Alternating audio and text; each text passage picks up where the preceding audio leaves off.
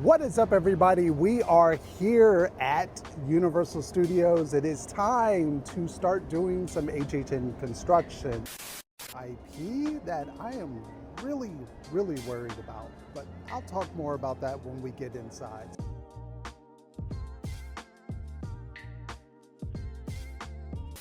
And the reason why we are standing right here, yes, we haven't had any construction in this area, but it's going to be interesting of what I am hearing for this area. Now, traditionally, we actually have the big arch located right up here. We're still going to have that. Nothing's going to change about that. But this area, let's just say after last year, it's going to be a little bit of a difference. Area will still not be a zone. Don't ever think it's going to be a zone. That's now gone. Now, I'm not at liberty to say what I've heard about the tribute store this year, but let's just say it's going to be interesting if what I've heard is true. Very interesting. You'll just have to wait and see. Actually doesn't open up until 10, so I got a state of execution for about an hour. But let's sit down and have a conversation real quickly about what's going on in the haunted house that's we're gonna get here.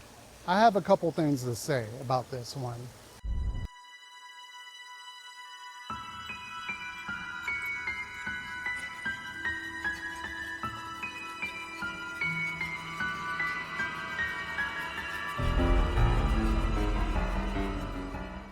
Now, the two times that I've actually seen Jason in a maze setting, well, I also saw him in a scare zone.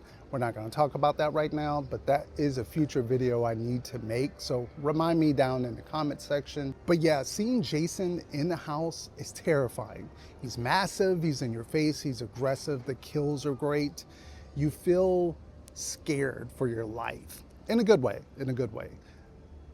This location, I have some reserves about that. Now, from what I've always understood with Friday the 13th, it's always been a weird license. A lot of the movies are owned by different companies and different people, and it's not easy to do a legacy house. They could have the rights to a lot of stuff. We could get a multiple different Jasons, different scenes from all the movies. Now, is this better than what we've had in the past when it comes to a Jason house kind of being told from a camp perspective? Maybe, but the one factor that holds me back from being hyped about this house is the Jason is normally in a camp setting. You feel like almost like how Yeti was Campground Kills. That was actually in a soundstage. Now, this one, the space that they're building it in has me very worried about this one. One, we don't really get a facade.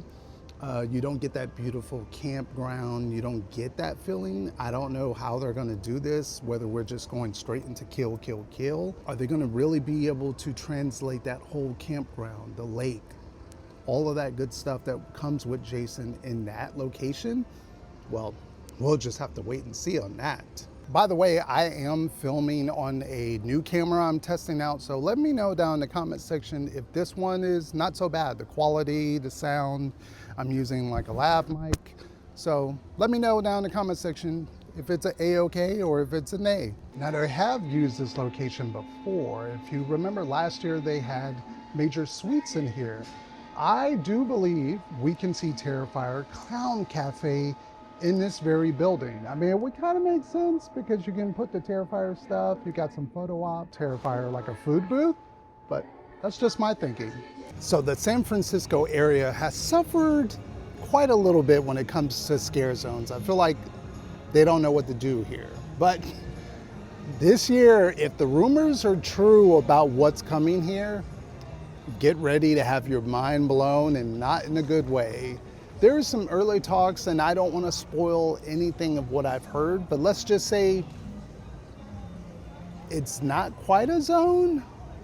As well as, if you didn't already know, Megan is supposed to be meeting guests starting very soon.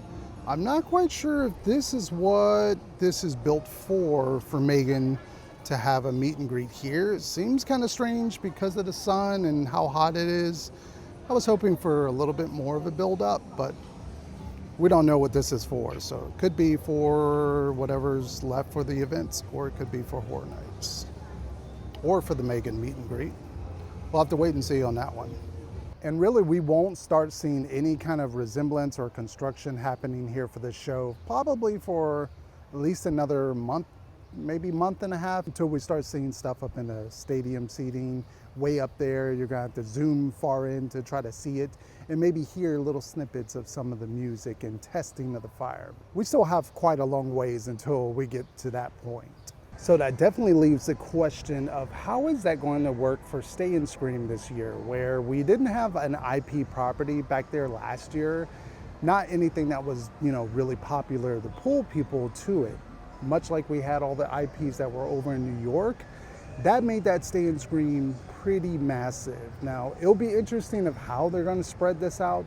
How are they going to do Stay and Scream? Well, so right here inside of Five and Dime, they actually have some of the preview merch that got released recently. So let's take a look at it. It's quite interesting. Now I gotta say, for them just doing the preview merch, this whole setup here is fantastic. There's actually a speaker down there playing some creepy noises. Everything here just has a great vibe to it for it being preview merch. If you remember last year, they didn't go all out like this. Now something tells me that when they bring out whatever the next IP is in a couple weeks, this backdrop might stay, they might alter it, but this might be the overall theme for this year. It's gonna be quite interesting if it's dark, cryptic, graveyard, vines, catch my drift. Now it initially was my idea of why don't they stick Megan in there? You can build a whole setup, maybe that doll room. That would be a really cool meet and greet setup, and especially for Horror Nights, but I don't see that happening. They're probably just gonna stick Megan out in the street with like a backdrop of the movie poster. But would be a cool idea since they're not really using this right now. And that was a look at the HHN construction so far. A few thoughts, few rumors we talked about. Let me know down in the comment section, what do you all think about what we talked about in the video? And of course, announcement season is almost here, so we'll be back with a new video talking about whatever house announcement, tickets, whatever's going to be announced. So thank you all for the support. Thank you all for tuning in, and I will catch you on another video very, very soon. Peace out, everybody.